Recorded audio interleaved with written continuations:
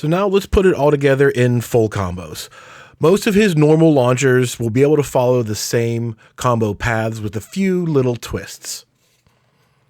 Down forward 2, while standing 2, sidestep 1+2, counter hit of back 1, and the heat mode string where you charge up, forward 2, 2, 1, dash up.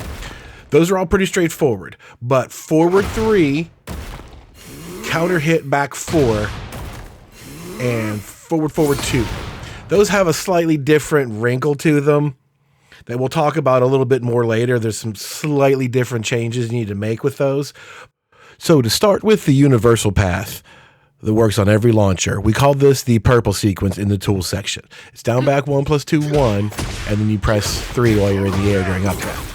The little blue sparks come out when you hit 3 at just a peak of your jump and you get 1 bonus damage. It really means nothing. It's not something you have to worry about. But this path works on every launcher, and there's an easy combo that you still got to practice a little bit. You really just have to learn how to land from the air and dash. It's not super hard, but it's not something you generally have to do in combos. You don't have to dash forward in too many combos. You have to dash forward and do 4-4 into Phoenix, and then Phoenix 2-1 is your tornado. That's what we call the blue sequence in the tool section. So basically all this is a launcher, the purple sequence, and the blue sequence. And then whatever ender you want to do, you can pretty much interchange all those. We talked about the one for damage, the one for wall carry, and the one for switching sides. Those are all interchangeable with the length of all these combos. So the first one in total is just the launcher, the purple sequence, dash up into the blue sequence, and then whatever ender you like. That's the damage ender. Boom. If you're in heat mode, you get access to a slightly cooler tornado attack that you don't have to dash.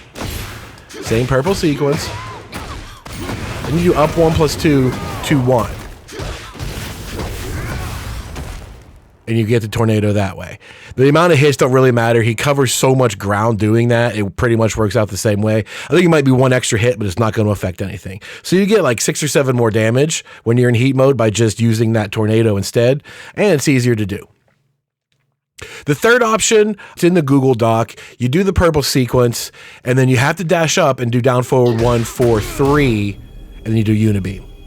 It's exceptionally hard to do. It looks like this, but the dash timing is just excruciating. I do not recommend practicing it, but if you want to check it out, that's what it looks like for 81 damage. It's cool, but I think you're going to lose out. You're going to get close to that damage anyway by not dropping combos.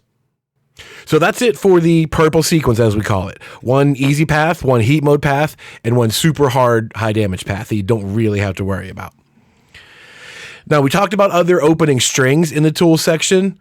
Strings like down forward 1, 4, for example, forward 2, 1, same amount of damage, and down 1 into while standing 4. That latter one does the most damage, and you can do all of these from the launches that we talked about, except for those last 3. Forward 3, counter hit back 4, and counter hit forward 2. Those launchers you have to do down 1 while standing 4. The first 2 are not going to work. Right, down forward 1 does not work. So you could just stick to down 1 for all of these launchers if you want to.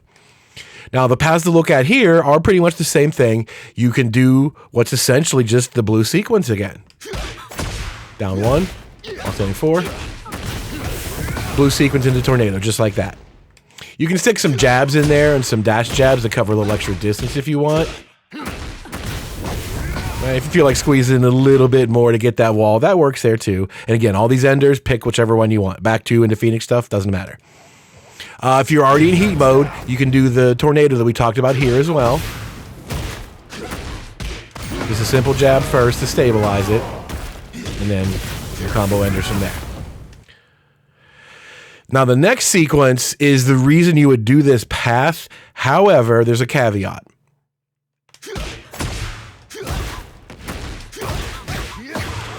It's down back 1+2, 1 again, and when you get in the air, you do updraft 2, 2. This isn't going to work on female characters if you did down 1 as your opener. I'll switch to the other opener. I'll do down forward 1, 4. Then I'll do this part. This is what we call the red sequence. That works perfectly fine. Down back 1 plus 2, 1, and then updraft 2, 2 for your tornado. That's the red sequence in the tool section. However, you cannot do that if you did down 1 while standing 4 as your opener versus female opponents. So if you've been paying attention, you have to do that as your opener for those last 3 launchers. Therefore, you just simply can't do that path. On any small hitbox characters, for those 3 launchers, you just can't do the red tornado path from there. You got to pick something else. Not a big deal. You can always just use the purple one. That's universal. But for this little opener string path, the down forward 1, 4 type stuff, you got to skip that one if you use one of those 3 launchers. But there is a little justice in there. You can get max damage again out of this path versus female characters by using Unibeam. That doesn't look like that's going to reach. And it might drop from max distance, but you should be okay as long as you do that fast enough. So that's 73 damage. That's 1 point more damage than you were going to get doing the red tornado anyway. So if you want to go to Unibeam at that route, that's pretty much the best damage you're going to get. That works on female characters. You don't have to switch the opener. So the only wrinkle that's in there is the best opening string does not let you do the red sequence on females. And since you're locked into that string for 3 launchers, those 3 launchers, you take a slightly different path. Or, like I said, just do the purple sequence on all of them and not worry about any of that. It doesn't really matter. It's a minimal amount of damage difference between most of these. It's more important that you be comfortable with the combo that you like and not drop it, rather than going for max damage and missing out on, 15 damage every time because you dropped. It's cool. I want to mention them while standing too, because you can do back 2 as your opener for this. Seems like it's the only one. Back 2 gets you some nice damage. And then you can do your red tornado there if you want. Pick your ender. You have 1 hit left over, but I can't find a good place to reinsert that hit later in the combo. It's fine. That's doing more damage than any of the other launchers anyway, without using heat mode or whatever. That 76, that is the max damage that we've seen so far outside of Unibeam stuff. So while standing 2 in the back 2 is a nice chunk of damage. That's one worth remembering. The rest of it, just pick one. Your purple sequence or your openers, and just remember the female twist. So where it actually starts to get a little bit complicated are the automatic tornadoes. Counter hit on down back 4 is 1 hit, as is counter hit down 1 plus 2, the Ramu spear. Those are single hits, and so it's just fine. Things get complicated when you have to do Phoenix 2-1. It's 2 hits. Changes your juggle counter and stuff like that. So the best combo to start off with, just off a single hit, you can use this back 2 that we like. And then you're down 1 while standing 4 part. That works just as fine here. You don't have to worry about substituting that out if you don't want to. And then right into what's basically the blue sequence. I'm just doing 4-4 and dashing, except here you could do almost any Phoenix option. Instead of Phoenix 1 or Phoenix 2, Phoenix 3 stuff is an option in this case, which lets you do floor breaks. So I'll show you that again. Back 2, down 1 part, 4-4, into Phoenix 3, 1 plus 2 in this case. So it lets me get a floor break and continue the combo off of that, or whatever other options. So you basically do the blue sequence there, except you can do any Phoenix ender you want pretty much. But it doesn't work anymore when you got 2 extra hits. If you're doing counter hit Phoenix 2-1, you're not getting that anymore. 4-4 suddenly too far away, you're out of hits. That doesn't work. So the compromise isn't too bad.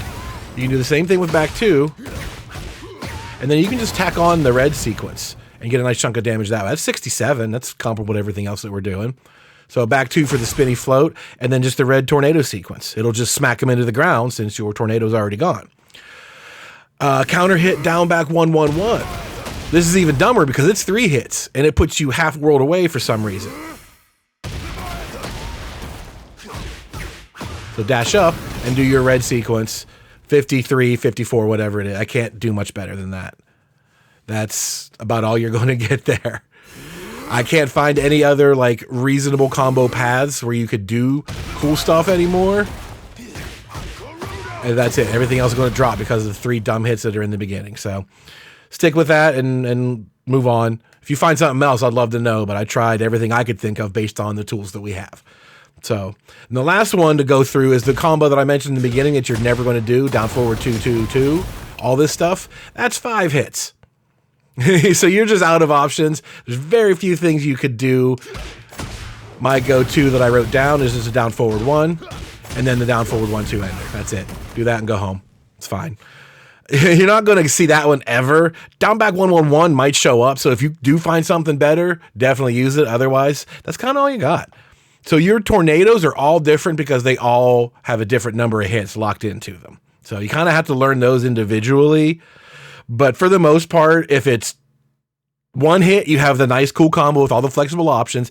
If it's 2 hits, you do a back 2 in the red sequence. And if it's 3 or more hits, you just do the red sequence. That's kind of all you need to know there. The rest of it's in the doc. Check them out and you'll see, oh yeah, that's all he's doing. It's just blah, blah, blah. It makes sense. So the last unique group of launchers are the counter hits into flight stance. Notice 3-3 on counter hit does not do anything. Even 3-3 on regular hit just flips them back. You need that second hit to be the counter hit. And then you get that high launch into the air. As we mentioned before, if you get a launcher of any kind into flying, just do unibeam.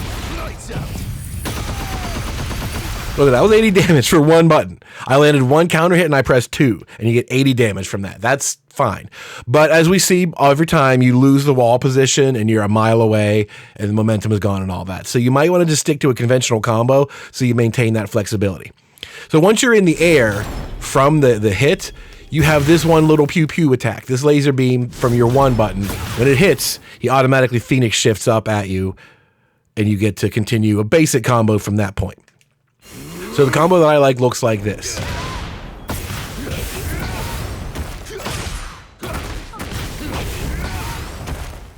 So you just use your Phoenix shift and do right into 2-1 and get your tornado early. And since you're nice and early, you can do a back 2.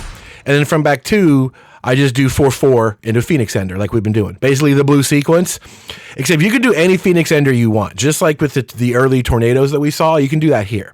You can do Phoenix 1 for damage, 2-1 for wall carry, 2-2 to switch sides, or you have access to the Hell Sweep options out of the Phoenix. If in case you wanted to break the floor, for example, you could do that path here. Right? Phoenix 3, 1+2 lets you do that and get more combo that way.